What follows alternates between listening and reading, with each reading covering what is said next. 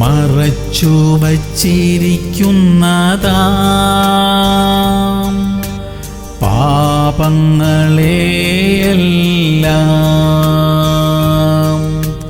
പുറത്താക്കി എൻ ഹൃദയം ഒരുക്കുന്നു നിനക്കു പാർക്കാൻ.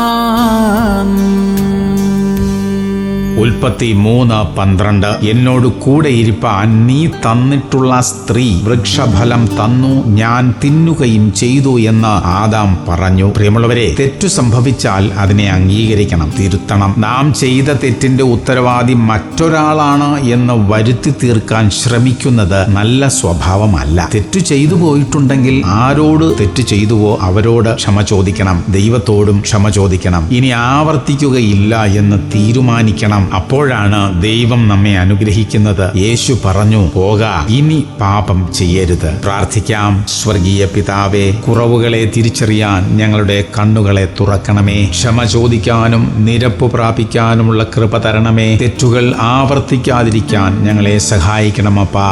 യേശു ക്രിസ്തുവിന്റെ നാമത്തിൽ തന്നെ. ആമേൻ, ആമേൻ, ആമേൻ.